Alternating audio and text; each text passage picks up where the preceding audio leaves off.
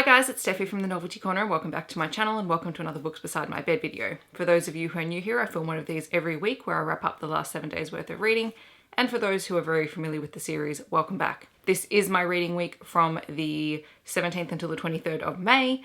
I read a grand total of 9 things this week. That equated to 2,947 pages and my yearly reading total is up to 186 books for the year. For those who do follow along with my channel, you'll know that this week Kirsty, formerly from Melbourne on My Mind, chose 4 books for me to read this week. So those are going to be the first 4 books that I talk about, and then the rest of the books are what I picked up when I'd finished reading those. All of the books this week counted for the Bookemon Readathon, and I think a couple of them also ticked off Romanceopoly challenges. The first book that I read this week was Well Met by Jen Duluth. This was a 2019 release from Berkeley. I gave it 5 out of 5 stars. It is going to be one of my favourite books at the end of the year, I can tell you that right now. In it we follow Emily, who has moved to the small town of Willow Creek to help out her older sister who has been in a car accident. Her older sister has a teenage daughter, and so Emily plays chauffeur and eventually gets roped into being a chaperone for her niece at the local Renaissance fair. There she crosses paths with Simon, who is one of the teachers at her niece's school and is the coordinator of the Ren Fair, but is sort of very prickly, stickler for the rules sort of guy, and they clash from the word go until the Ren Fair launches and suddenly Simon is a very different person and Emily and Simon's characters begin flirting with one another. This was a delightful enemies to lovers story, and I actually read it and just wanted to start reading it again. It was delightful, it was fun, it was funny, it gave me all the same feelings as reading The Hating Game. I have ordered myself a physical copy of Well Met and pre-ordered the second book as well because I think it is going to be absolutely fun and delightful, just like the first book. The second book that Kirsty picked for me was The Duchess Deal by Tessa. This is the first book in the Girl Meets Duke series and was published in 2017. Yes, 2017 by Mills and Boon, and I gave this one 4.5 out of 5 stars. This is a marriage of convenience story, and our heroine Emma is a seamstress who basically marches up to the Duke of Ashbury's home to demand payment for a wedding dress that she made for his former fiance. And the wedding has been cancelled, but she has been left with this horrendous dress that has been unpaid for. And so she marches up there, demands payment for it, and ends up walking away with a proposal for a marriage of convenience because the Duke of Ashbury needs a wife. This marriage of convenience comes with rules attached to it, and they're very clinical, and Emma is determined to not let those rules stand and impose some of her own on the Duke as well. This was really fun and funny, and it's the second Tessa Dare book that I've read. Her writing is very easy to follow, her heroines are great, and the heroes are thankfully all redeemable. That was The Duchess Deal, and I really enjoyed it. The third book that Kirsty picked for me was Fuzzy Nation by John Scalzi. This is a 2011 release from Tor. I gave this one 4.5 out of 5 stars. This is very different in tone to all of the others. It is a science fiction story, but it is like a science fiction legal drama story, and it totally blew my mind because that's not at all what I was expecting. I did go into it relatively blind. The story is set on another planet which is supposedly uninhabited by sentient beings.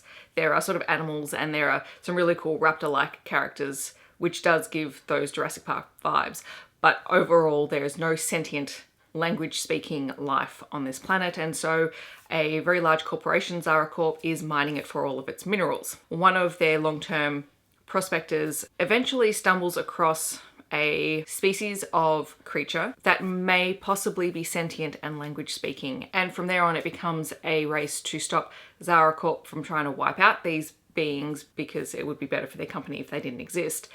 And there's a whole lot of legal drama and like a bit of corporate espionage and a whole host of other things thrown in, and it is just delightfully complicated, and honestly it blew my mind because I did not expect what happened to happen. So that was great. To be fair, John Scalzi has not yet let me down. I haven't read too many of his books, but the ones that I have read have been really, really good and all really different as well. Great science fiction, so definitely worth checking him out. Then I read Sweet Pea by CJ Scoose, which was the 4th book that Kirsty picked for me. This was a 2017 release from HQ. I gave it 4 out of 5 stars. This one I liked, but I struggled with.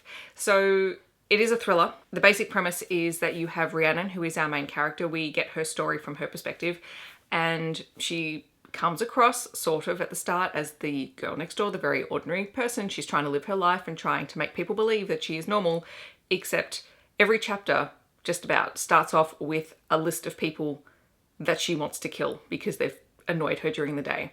And we begin to realize that Rhiannon is not normal and that Rhiannon has been through something very, very traumatic, but she's also a killer. And it is delightfully dark, and at times it's quite funny, the things that Rhiannon comments on, because she just doesn't understand why most people do these things in their normal day, and it just annoys her. And she's obsessed with Sylvanian families, and it's kind of really hard to describe this story because, a bit like Fuzzy Nation, it sort of blew my mind a little bit. I didn't rate it higher because I found it at times sort of hard to get through. It was a longer book. It was long for a thriller for me, so that was a little bit of a struggle. But that said, I did really like Rhiannon's character. I liked seeing what she was going to do next, because at times it didn't even seem like she knew what she was going to do next. So that was kind of fun. So if you can handle some blood, gore and gruesomeness, you can probably handle Sweet Pea. The next two books that I read were books 1 and 2 in a duet. So I finished Kirsty's TBR and I'd decided I wanted to read something else, and I'd been hearing a lot of things about Kennedy Ryan's All the King's Men duet, which is The Kingmaker and The Rebel King. These were both published in 2019 by Scribe Chick Media, and I gave them both 4.5 out of 5 stars. I think it is a fantastic duet. It is primarily a romance duet, but there are kind of some mystery thriller elements in the second book. It's not strictly that, but there are elements of it woven into it. In this duet, we follow our heroine Lennox, who is a Native American girl. We meet her when she is 13, I think. 13 or 16, I can't remember which one it is at the start. And she's going through a rite of passage for Native American girls. Our second character, our hero, is Maxim, and he is the son of a man who owns one of the biggest energy companies in the world, and his father is not shy about taking over lands that belong to other people. So the first time that Lennox and Maxim meet is at a protest that Lennox has helped coordinate when she is 17 years old, and she's protesting the laying down of pipes on native land by Maxim's father's corporation. Maxim at the time, I think, is 24, so there is an age gap in here, and nothing happens at this point. They meet, they're arrested together because Maxim steps in to save Lennox from something that happens at the protest. And then after that moment, they sort of don't see each other again for 4 or 5 years. The second time their paths cross, they're both in Amsterdam. They have this 1 week whirlwind romance while they're overseas before Lennox is called back home to start working in politics, and Maxim is off to Antarctica to save the world. He's very interested in clean energy, and he's determined to find ways of making that profitable. At this point, Lennox doesn't know that Maxim is the son of the man that she can't stand. When that all comes out, obviously there is a big blowout, and then they don't see each other again for 10 years. So this book really spans, I think it is 15 years of their relationship. The next time their paths cross is when Lennox, who has become a kingmaker in politics, is helping Maxim's older brother run for president. And that's where the story really takes off. So all of that stuff sort of happens in the first 50% of the first book. They are both uncompromising characters for the most part, until they're forced to have to compromise and look at their relationship and how they feel and whether they can overcome past differences, and whether Lennox can overcome the fact that Maxim is the son of the man that she hates, but is not the same man as his father. And the whole thing just blew my mind. There are things that happen that are shocking and that completely took me by surprise, especially in the second book, which I can't really talk about without spoiling it, but I really loved this duet. It was my first time reading Kennedy Ryan, and she knocked it out of the park. Then I read The Oracle Code by Mary Niekamp, I think. This is a 2020 release from DC Comics. It is sort of a version of Barbara Gordon / Oracle's origin story, except in that one she has no connection to Batman, and instead she is shot and paralyzed during a robbery. In order to help her recovery, her father sends her to a physical rehabilitation center, and she's very unhappy to be there. She doesn't want to be there. She's angry and upset and still trying to come to terms with what has happened to her. And while she's there, she starts befriending a few people while still sort of keeping them at a distance, until she realizes that some of the patients are going missing and there's no reason why they should be going missing, and so she starts investigating. This was a great graphic novel. It was fun, it was easy to read. It was a really interesting take on Barbara Gordon. It's probably not my favorite take on it. I gave it 4 out of 5 stars. It was still very interesting, and I'm glad that I read it because I will read anything to do with Barbara Gordon. She is one of my favorite DC characters and one of my favorite comic characters overall. I also read Wayward Son by Rainbow Rowell. This is the second book in the Carry On series, or the Simon Snow series. It was published in 2019 by Pan Macmillan. I gave it 3.5 out of 5 stars. Honestly, this kind of disappointed me a little bit. I mean, I loved being back in the world with Simon and Baz, particularly Baz, because Baz is awesome. So this takes place after Carry On, and Simon Snow, who is the chosen one and was destined to do great things in Carry On, has now done his job, and it's sort of what happens when the chosen one has done what they need to do. Like, what do you do now? And to be honest, Simon is not coping very well with that. He's not coping with his post-chosen one life. He's not going to university. He's sort of lounging on the couch and trying to deal with things.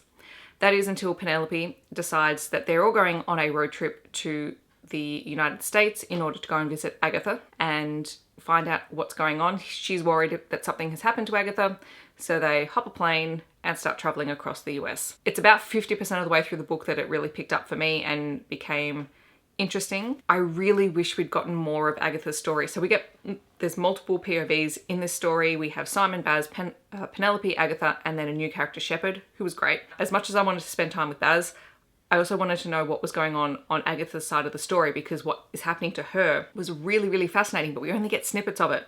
And I wish we'd seen more of that. I will keep reading the series because I really like spending time with Baz. I just think he's great. But yeah, I don't think this one lived up to Carry On. And the last book that I read this week was actually a novella. It was called The Love Left Behind by Daniel Dallona. This is a 2019 release from Escape Publishing. I gave it 4 out of 5 stars. It is a Mau romance novella that takes place in Australia. Daniel Dallona is an Australian author.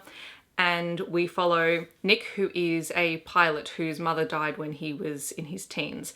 And he's made it his life's journey to scatter her ashes in all the countries that she never got to visit. When we meet him at the start of the book, he only has 2 stops left on that journey. He meets electrician Lyle, who is doing some work around his apartment building, and the two have an instant attraction. However, Lyle is petrified of flying. He has a severe phobia of flying, and any time that Nick brings up the fact that he's a pilot and he travels a lot, sets off those triggers for Lyle. Eventually the two talk it out and they decide that they're going to try and pursue a relationship and see if they can make it work, and also help Lyle overcome his fear of flying. This was a really sweet romance that really deals with how do you help and support one another, and it also has the connections that both these men have to their families, which is very different. Nick is very estranged from his father. His father is not a particularly pleasant man to be around, and Nick's family is quite overbearing. The reason Lyle is terrified of flying is that his older brother